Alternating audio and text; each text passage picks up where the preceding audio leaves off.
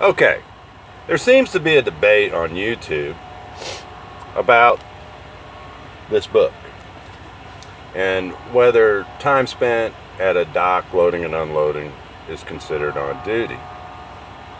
And one of our world famous YouTubers, the Cruise Master, says that you can be relieved of duty at the dock when loading and unloading is being done by your shipper and receiver. I can't find that. What I can find are the following. 395.2.1. This is definitions. All time at a plant, terminal, facility, or other property of a motor carrier or shipper, or on any public property waiting to be dispatched, unless the driver has been relieved from duty by the motor carrier.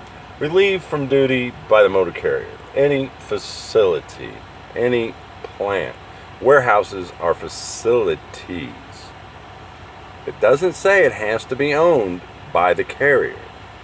It says facilities, plants. That's warehouses. And then if you go down to item number 5, all-time loading or unloading a commercial motor vehicle, supervising or assisting in the loading and unloading, attending a commercial motor vehicle being loaded or unloaded. Are you attending it if you're in it? Yes. Are you attending it if you're standing outside of it? Yes. Are you responsible for it if it's being loaded and unloaded? Yes. So, you're responsible and you're attending it. Alright. Loaded or unloaded, remaining in readiness to operate the commercial motor vehicle, or in giving or receiving receipts for shipments, loaded or unloaded.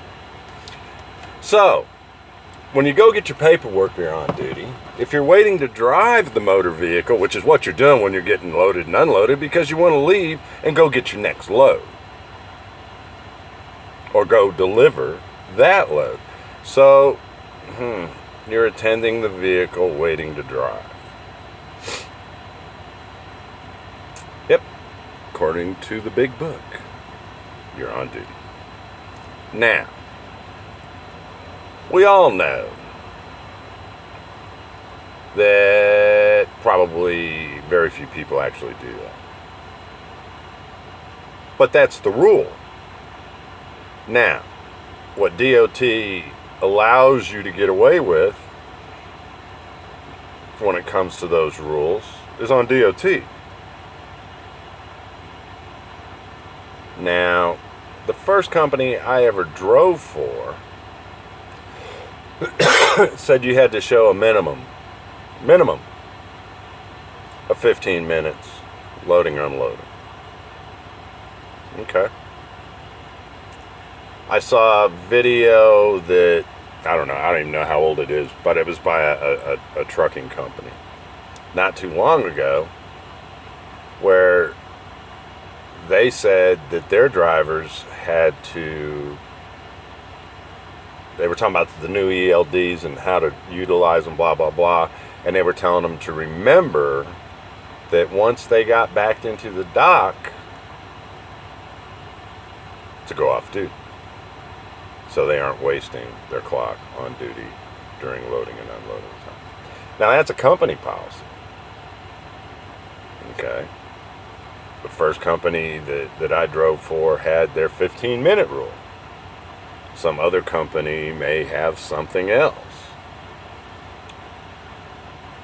I don't know. But if we're going to spew the regulation, like, well, they didn't actually spew the regulation. All Ike said was, go look at the book, 395. It tells you that you can be relieved and you're not responsible, and the shipper and receiver can do that. Well, nowhere does it say that. Not in 395. So I'm guessing that's wrong. So maybe Ike needs to go read that. Then you have the trucker's coach who's saying, if you're going to the bathroom, you're not responsible. Because you're going to the bathroom doesn't mean you're not responsible. Then he says, if the key's not in the ignition, how can you be on duty?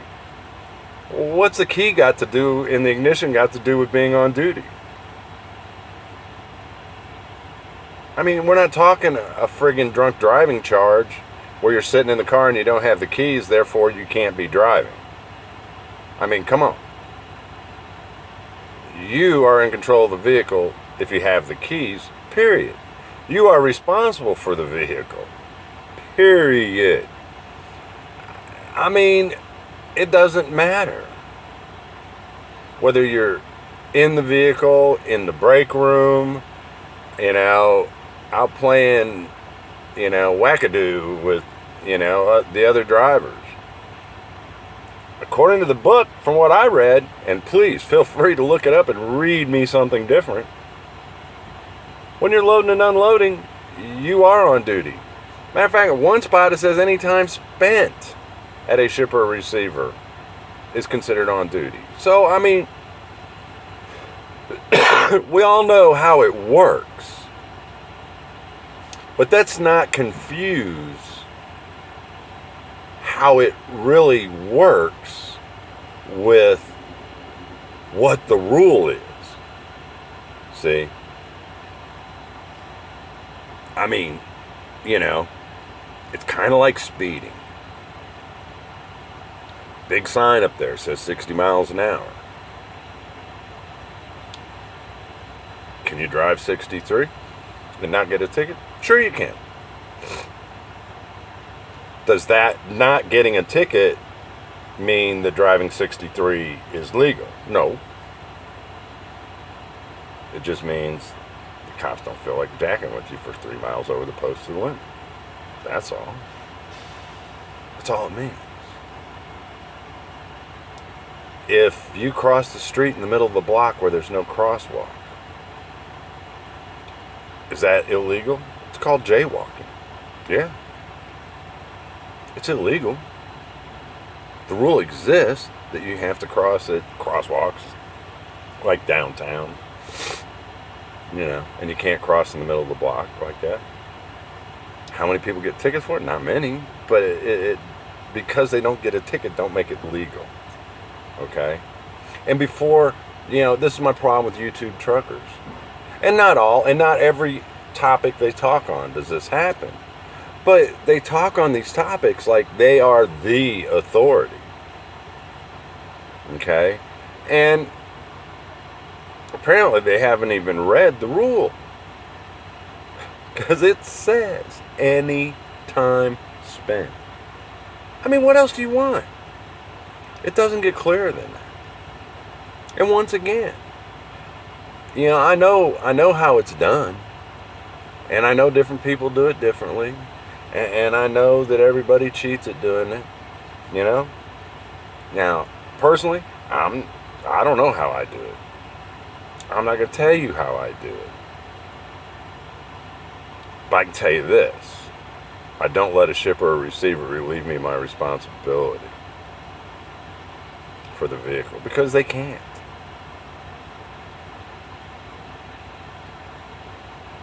They can't. Period. It's like fueling at a terminal. Now, I don't know how Snyder is. I know the company I first drove for, when we went to the terminal, we had to fuel ourselves. And I know guys wouldn't show it because they were at the terminal and their response was, well, if DOT asked me how that happened, then I'm just going to tell them, oh, one of the guys in the shop fueled it. I said, they did. Oh, okay. Where I'm at now, there are guys in the fuel aisle that fuel your truck. They wash your windshield if you want them to. So, different companies do things different.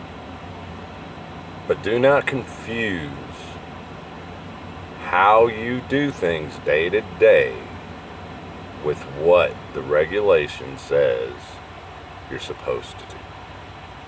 Don't convince yourself that what you're doing is right and that there is no possibility on God's green earth that it could be wrong, because you're setting yourself up, and you don't want to do that because it gets you in trouble.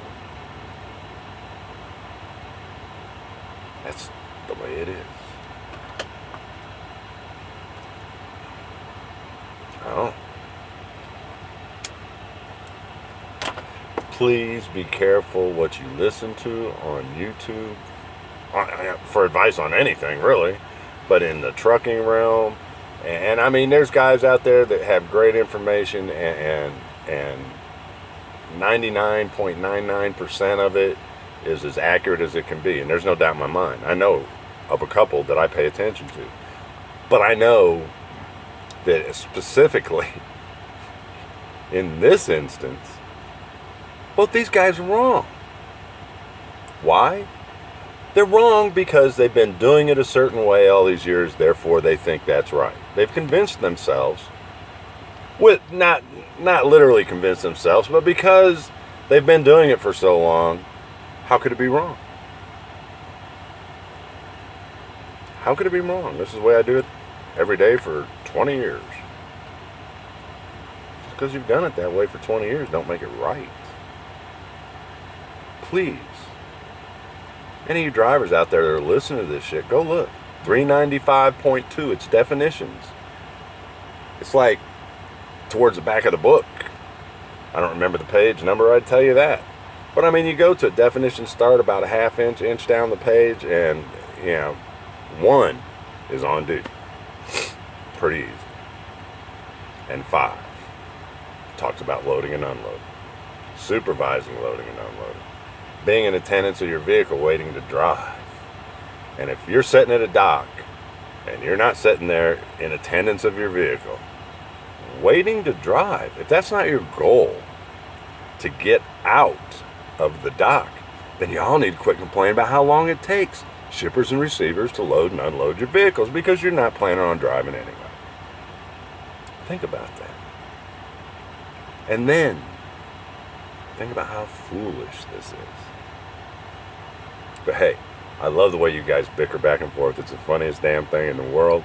It's worse than 2 football players in high school, and one of them's mad because the head cheerleader took out the head coach or the head quarterback to the prom,